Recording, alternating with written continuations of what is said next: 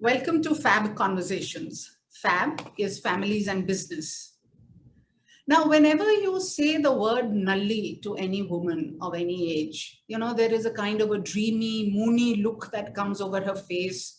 And there is a smile on her face, and then there's a deep sigh that goes almost like, oh, how I wish I could be there right now. Nalli, for those of you who may not know, is an iconic brand of sarees and silks, and it's over 100 years old. And today I'm delighted to have Lavanya Nalli as part of FAB Conversations. Lavanya studied engineering and then went on to Harvard Business School to do her MBA. After her MBA, she worked with McKinsey before coming back home and joining the family business. And what makes her coming and working in the family business unique is the fact that she is the first woman in over 100 years in her family to work in the business, in the family business. But we let Lavanya tell us more about that herself. So welcome, Lavanya, and I'm absolutely delighted that we could do this today. So Lavanya, an engineering degree and then fashion and apparel. How did this transition happen? I think the easiest way to say it is it was a series of happy accidents.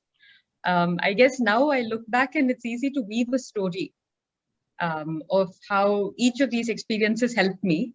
But to be honest, back then, when I was, even before I did my engineering, I was a product of a typical sort of South Indian family where I wanted to do journalism, and my father sat me down and said, "You're a bright student. What's wrong with you? Why don't you do something which is employable? And if you're good at math, I can't think of why you would want to do, literature." And so he said what a father says. I said what a good daughter says, which was, yes, I'll do it. And that was how I got into engineering. Luckily, towards the end of engineering, in my final semester, I had to do a project elsewhere. I did one in a larger software firm, and I did another one out of my own interest, which was at Nalli, in their back office operations, understanding the supply chain and all of the systems that were in place. And that's when I actually got to see the inner workings of the company, and how the inventory is just in time and how the whole thing is so efficient. And I got hooked. I told my father I wanted to work in the family business for a few years. Started out there. I don't think anybody expected me to last as long as I did. They probably thought I was whiling away the time till I got married. 4 years later, I was still there, and then I had gone to do my MBA. So that's kind of how that early stage started. That happened. And Lavanya, you've told me that you grew up in Nalli, so to say, from school, you would come back home and spend time in Nalli.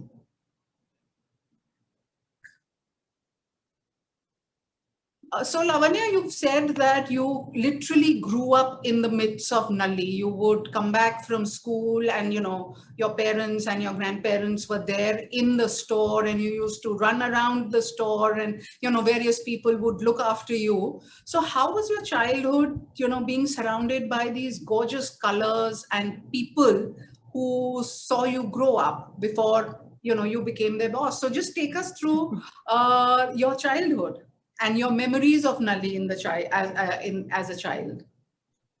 So it's interesting because, as you say this, as you're aware, I'm in Chennai right now. And so it's all just coming back in a very sort of fresh nostalgia. Yeah. In 2 words, my childhood was lively and chaotic. I think it was quite an unusual childhood, but it was a lovely one. I have very fond memories. To me, childhood memories and memories of the store and business, us as a business family and the family business as a business, these are all very interlinked concepts because I grew up in that environment. The nice thing is, because the store, at least the flagship store, has completely retained all the elements since childhood. It hasn't really changed much in terms of anything from light fixtures to the way of doing things to the salespeople. 20 years, 30 years of tenure on average. There's a certain continuity and a certain sense of responsibility that this is my roots, where I've come from. I'm proud and privileged because I get to be part of this business. A lot of people don't get that opportunity. And so all of those things have really shaped me and shaped what my own motivations and my own sort of career goals have honed into over the years. Yeah. Yeah. So, Nalli today is an iconic brand. But it started off as a shop, as a simple sari shop, I think in the 1920s. And then there are various stories associated with it. Like you created a special weave, the coronation border or Yes. the Darbar Pate for the British royalty. And then legend has it that MS Subbalakshmi came with one piece of blue thread, and around which you created a whole new sari in blue. And I think the blue is also named after her. Yes. And, just the other day, my friend Deepa was telling me that no wedding in her family for over 60 years could happen without the saris being from Nalli. And now, even now, she says that there is no wedding that can take place in the family unless there's at least one sari that is bought from Nalli as a shagun. So how, from a simple shop to this iconic brand, how did this happen? What did it take for Nalli to become an icon? I mean, I'm sure your grandfather didn't say, "Acha chalo, now let's make Nalli an icon." I mean, that's not the way it happened. So just tell us, from a simple shop to this iconic brand. So as someone who can't take the credit for this at all, but has observed my grandfather, I think I can try to provide my own observations and insight into why I think Nalli's become what it is today. And the answer is in the question itself, because my grandfather never thought about how do I make it an icon. He literally thinks about, even now, he's 82 and he still works in the flagship store. He does his own merchandising. He's there on the shop floor every single day, all through the pandemic, even the times when we were unlocked, he was there in the store, because the ancestral home where we all grew up is on top of the store. That's where I was born and I spent my first 5 years. And now we still have the Sunday evening family dinners when we were not socially distancing. So he derives a lot of enjoyment from the act of working itself. And I've had these conversations with him in very normal settings. We meet up for a family dinner or a wedding in the family or something, and we get a chance to, chit chat. And through that, I picked up his philosophies. And one of it, he said, look, I can give over the business, but then what will I do? I like waking up. I like waking up, and then I look forward to going to the store, and I want to see, what's the latest trends, and I want to understand from my customers, are they happy? And he says, it brings him great joy. It brings him great joy to have that kind of a standard. We all identify very closely with coming from a community of weavers. It brings him great joy to see those products go out there into the public, into a consumer's hand, into a woman's hand, and she treasures it and she cherishes it. And she comes back and she says, this was my grandmother's wedding sari, and I would like another one made exactly like that. So I think he derives a lot of enjoyment from that. The profits and the growth and the expansion story truly are incidental.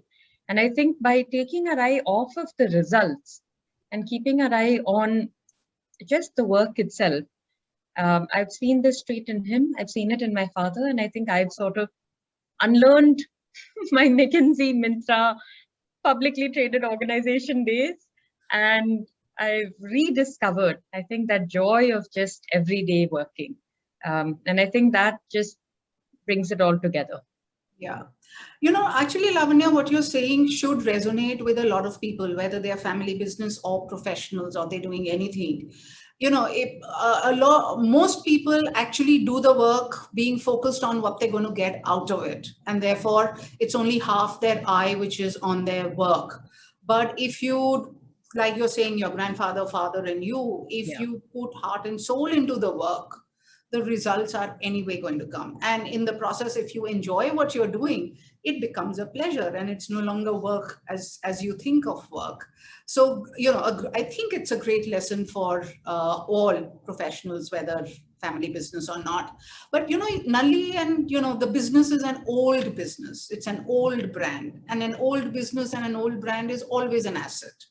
But an old business also has its own ways of doing business. So how did you, as a modern woman, navigate the corridors of a conservative business? I'll take that question in two parts. Right? One was the first time when I joined the business, I was 21 years old. And my mindset when I entered the business was quite different. It was also a very different environment, 2005 India, 15 years ago. And so the mindset, the environment I was entering into was different in that it was more conservative compared to today. The attitude of a lot of the VPs and the senior people within the organization was more of indulgence. Okay, let her come. Let's see. And how bad can it be? How much harm can she do? We're here to save it, right? As a 21-year-old engineer who knew nothing about business, nothing about textiles, that is how they viewed me. And it's not bad, it's not good. It is what it was. There were advantages of that. I didn't have the pressure. All of my mistakes, none of them were seen under a microscope. And so I felt I had the latitude to make mistakes and learn from it with a little more freedom. I could get away with it because no one was watching too closely what I did. And but the flip side of that, of course, is that you don't get ready-made support. So it wasn't hostile or resistance, but at the same time, it wasn't really supportive either. It was a little bit of indifference, curiosity, amusement, all of those aspects. The second time around when I came in, I was a little more aware and I was more aware because by then 7 years had lapsed. And in those 7 years, I had worked in other settings. In that 7 years, I've also grown older. So by the time I came back, I had about 10 to 12 years of working experience. And so I was a little more, I think, worldly aware to use that word without, to use that word. And this time around, I could see the signs, but it was, funnily enough, not resistance that I was met with. It was curiosity again, but for a different reason. Now this girl has gone abroad. First of all, we never thought that she would be a career woman for as long as she has managed. I thought that this was, she was young and she was going to do something. But she's ended up sort of, lasting in this field. Not only that, but she's gone to McKinsey, she's gone to Myntra. All of these, Harvard doesn't know anything about Nalli. We don't mean anything to them. I mean, they reject candidates with far greater credentials and backstories than I have. So there was also a little bit of credibility that I came in with. She's been trained from and she's worked in those environments and she's done well there. She's done well in these other settings. And now she's come back to Nalli. So there was a little bit of wariness and curiosity again, but for different reasons. Now with all of these ideas in her head, what's she going to do? Is she going to come in here and change things up? Is she going to try and, tell us what to do? How's it going to work, right? And she is now the heir and she has proven that she's in it for the long run. So that was the different kind of resistance. And I'm loath to use the word resistance, but I think it's more of uncertainty. Right. When people don't know what your motives are, what your intent is, they're still trying to read you. I think it was that sort of emotion that I was greeted with. Okay, let's find out what's going to happen here. Let's find out what she's planning to do. Again, I also had to unlearn a few things from my McKinsey and Myntra days. And then we hit a groove. And now I think it's in this place where it doesn't come up. I mean, it is something that I'm more aware of. I'm more perceptive to. But within the family business, I think we've kind of hit that groove where they know that, okay, she's got a part to play. She's not the same as her brother, but she is a significant and permanent part of this organization. So we are different, but equitable, I think, in that regard. Right. Right. So, Lavanya, you're not the only one who was faced with this indulgence when you joined the family business. A lot of other women have also shared with me that they were faced with indulgence is actually a kinder way of saying it, but they were also faced with condescendence. Yes. People kind of look down upon them. One, that you're a young, and then two, you're a woman, and all of Yes. that. So you've just shared how you dealt with it, but for all the younger, the daughters of the family or the daughters-in-law of the family, what is the advice that you would like to give them on how to Yeah. handle this condescendence or indulgence? Um, I'll give you an answer which may sound a little glib, but honestly, the more you think about it, I'm not being glib at all. If you're at the receiving end of some sort of patronizing comment, indulgence, condescendence, and we've spoken about this. I told you how when I was younger, and I would hear it couched in different ways. Are you sure you want to do this? Right. And I just thought, I took it at face value. Yeah, of course I'm sure. Otherwise, why will I come and tell you? Right? And I didn't realize what they were actually saying was, I'm discouraging you from doing this because I don't think, you have the resolve or the steel or whatever, the manliness. The ball Yes. to do it. Yes. So I was sort of stupid, but now I do hear it because I've heard it over the years now that I've fine-tuned to recognize it. And the advice that I'll say is this: if someone here has a problem and you're at the receiving end of it, they're the one with the problem. I mean, you don't have the problem.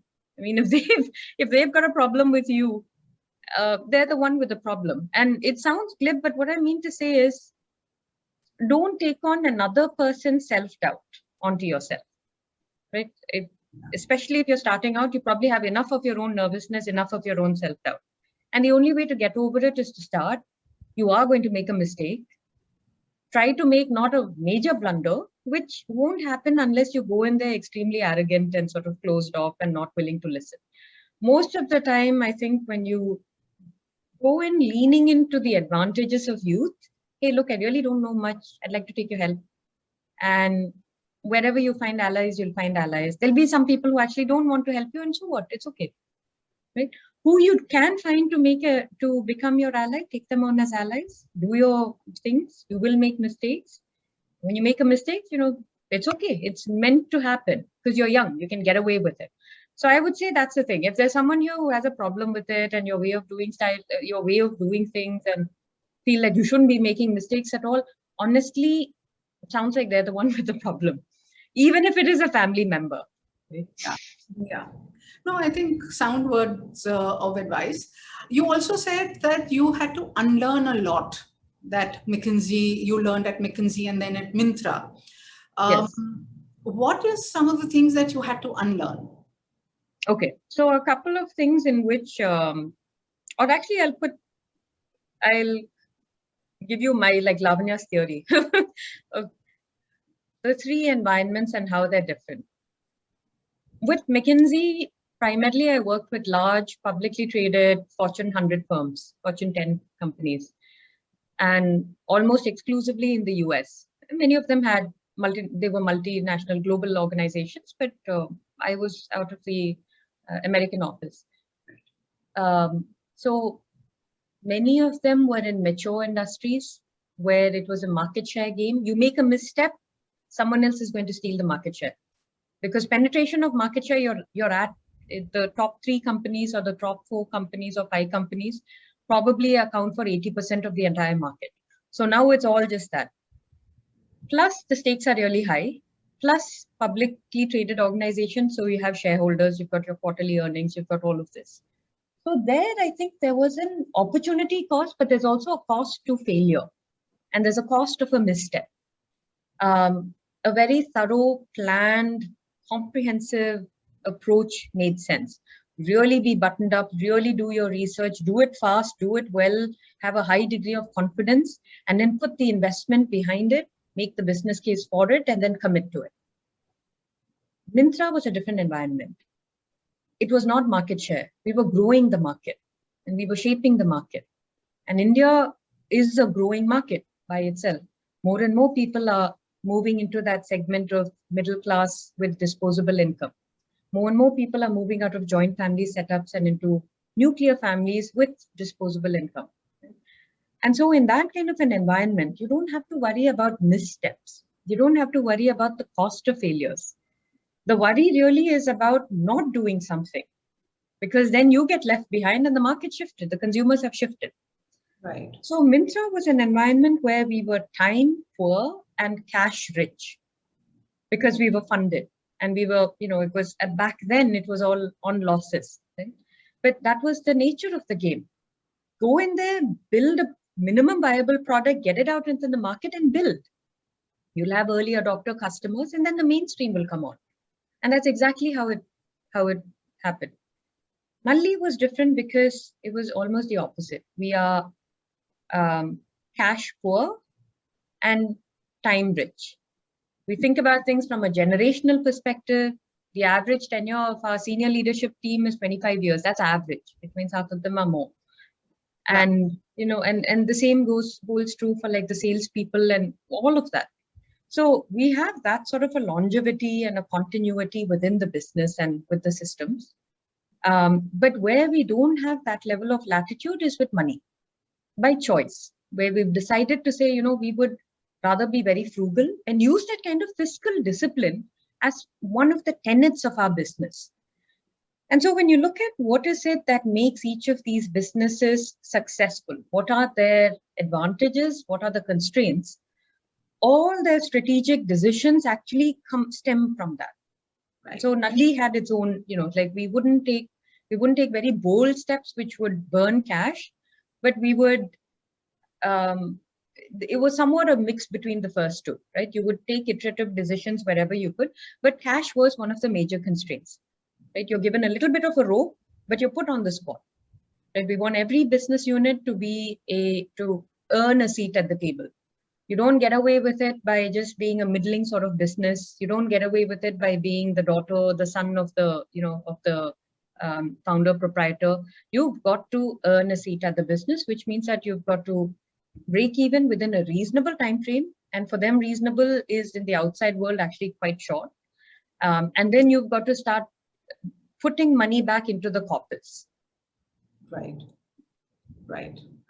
So cash poor, but time rich business, which thinks in terms of generations. So, if you look back, it's been a traditional business focusing on traditional apparel and traditional stuff.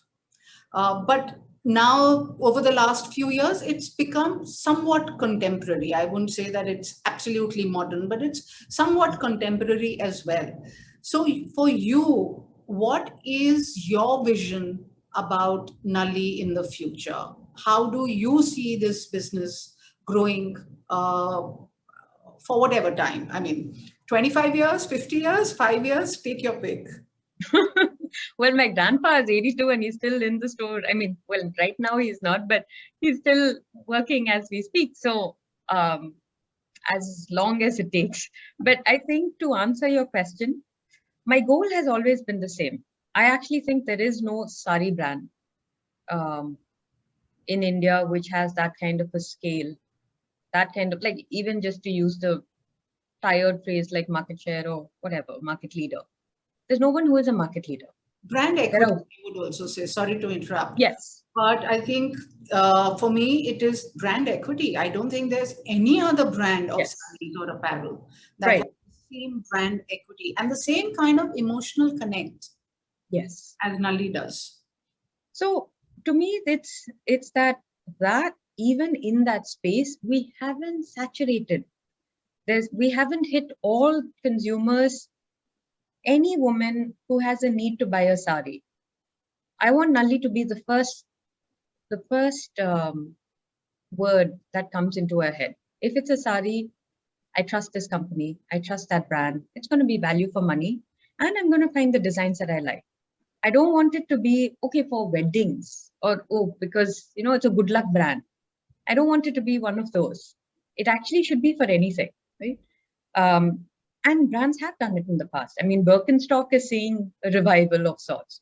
Tiffany and Company is evergreen. It's the gold standard. I mean, gold, so to speak. No pun intended. No pun intended. But it's the gold standard and it continues to be relevant. And in fact, the other day, I was looking at that Instagram page. It's so fresh. It's so contemporary. It's so, in line with the times. It's timeless. And I think that's the kind of brand that I want to continue to make Nalli to be, a timeless brand. Any woman having any need for a sari whatsoever.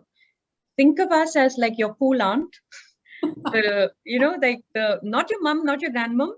I'm sure you love them. But think of us as your cool aunt, the one whom you can go to with like certain secrets that you can't go to with others, whose opinion you take on a few things, whom you might say, you know what do you think? Can I pull this off? Or how would you style it? But someone who has both those aspects, she kind of gets style, and at the same time, she knows quality. So I think that's, if I had to personify the brand, that's where I think I would see it. And in terms of numbers, I think it's clear. For a 40,000, 50,000, it depends on how you cut it. 70,000, 80,000, but if you 1,000 crores is the size of the market. But if you remove all the synthetic sort of products, the artificial, silk, polyester and all of that, it's still a 30,000, 40,000 crore market. So compared to that, which sari brand has even hit 1,000 crores? Which means that there's so much out there. Right. So that vision hasn't changed. The format will always change. Now, maybe it is, e-commerce is a new format that was new maybe 10 years ago. Now, I really think that it is a fairly established format. Whatever are the ways in which your consumer is any lady who would want to style herself and look good, and a sari is part of her repertoire. However she consumes information, however she gets inspired, however she chooses to browse, wherever she gets that from, whether it's her friends, it's word of mouth, it's television, it's Instagram. I think that's the new landscape. And that's the fun part of business, right? The goal is always going to be the same, but I think the path is, you've got to go with the flow. Yeah. So I mean, for any woman who wants to buy a sari, Nalli should be the name to go to. But the problem is that in the last 1 year, nobody's had a reason to go out and buy a sari. So while the pandemic's been tough on all of us, I think for the apparel brands and apparel companies, it's been particularly tough because we've all lived our lives in track pants and, uppers and all of that. Exactly. The Zoom ready. So how did you deal with the pandemic? Because you do have, as you say, lifers with you, people who've been with the business for 30 years, and plus you have your weavers. So how did you deal with the pandemic? So couple of ways, I would say, from a business standpoint, and then actually, I'll just start straight into the business. There's no distinction between business and anything else. Because we've been, like I said, we're cash poor, not because we don't have the cash, but because we're so brutally conservative. And all of that conservativeness really tided us over these times quite comfortably. And what I mean by that is, like, if you look at our debt ratios, our leverage, it is minuscule compared to like most other businesses of this size. And that's because primarily what we try to do is like run a very strong business where you use all of the internally generated funds to fuel your own expansion. We've never gone to external markets to raise funds. And, we take on very conservative levels of debt and we pay it off as quickly as we can. Most of our stores, flagship store or otherwise, wherever we see an opportunity to buy the property, we buy the asset. Where it's not possible or we choose not to, we get into very long-term arrangements. There's a very different way of doing business, which is what most apparel companies do today. And I'm talking about the large ones, right? Either publicly traded or sort of the well-known brands. If you speak to any person who's in business development, they'll tell you straight off the bat, look, this year we're going to set up 100 stores. End of the year, how many of those stores do you think are going to still be live? So they'll tell you straight up that head office tells us up to 30-35% of your stores you can close, which is fine, right? That's their way of doing business. Now that's 30-35% of your stores which you can close, which means that out of that remaining 70, probably another chunk of it will get renegotiated basis rent.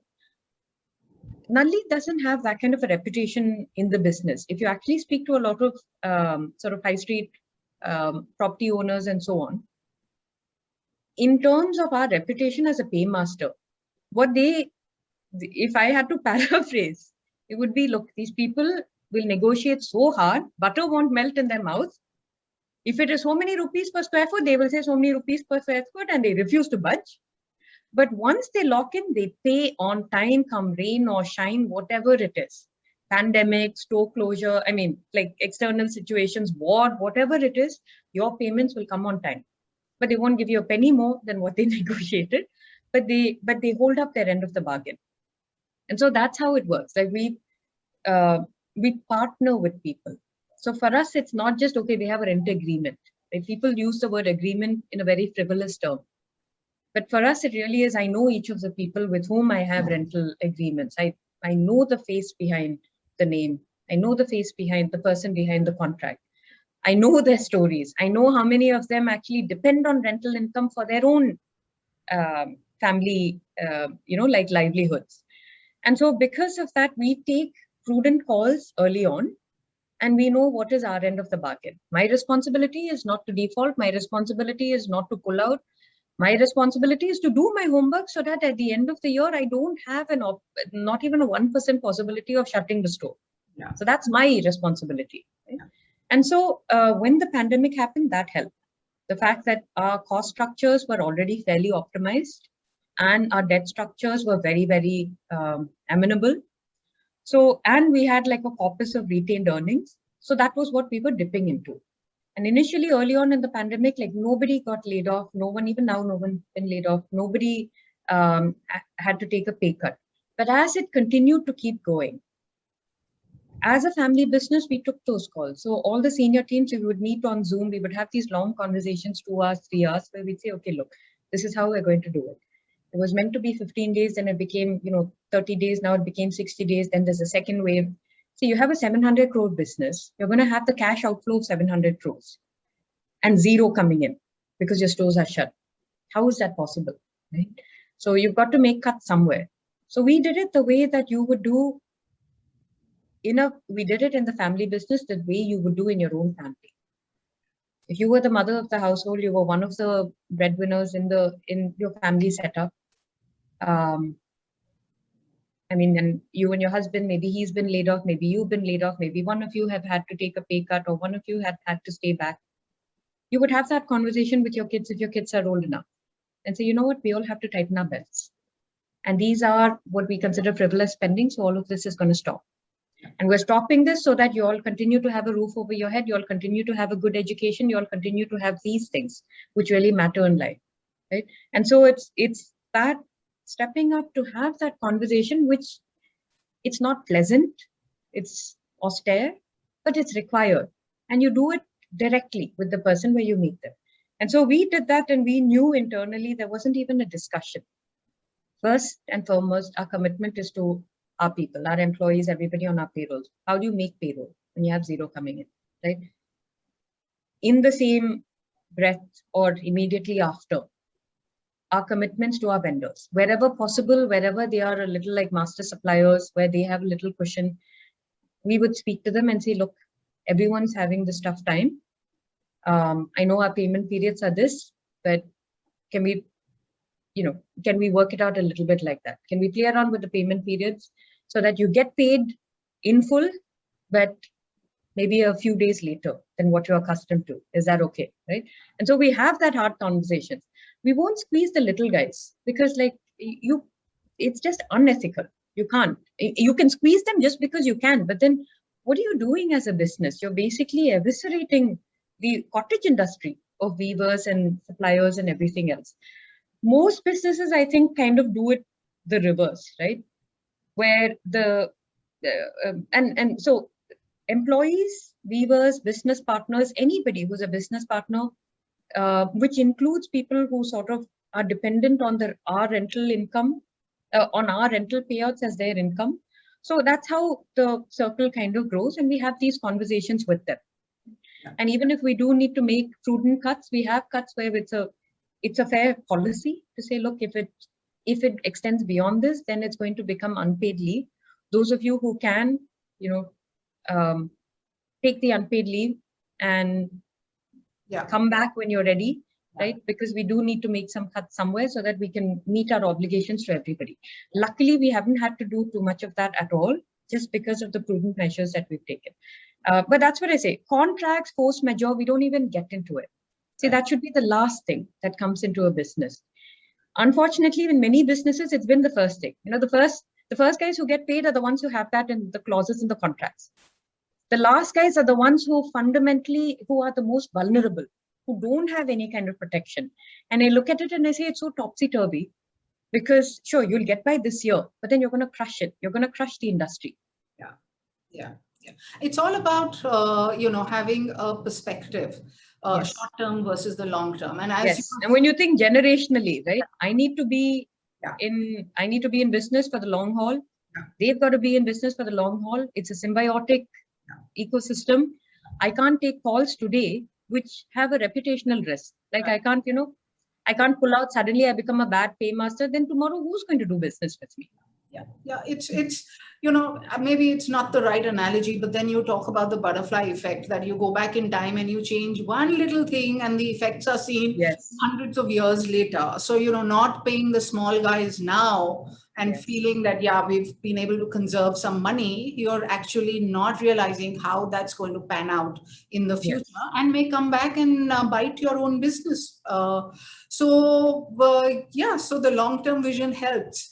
But Lavanya, this is called FAB Conversations, and families and so my last question with every guest is about the family. So tell us about your family. Tell us about your grandfather who still sits at the store. Tell us about your parents. Tell us about your husband, about your child. Do tell us. There's no way I'm going to finish that in like 5 minutes.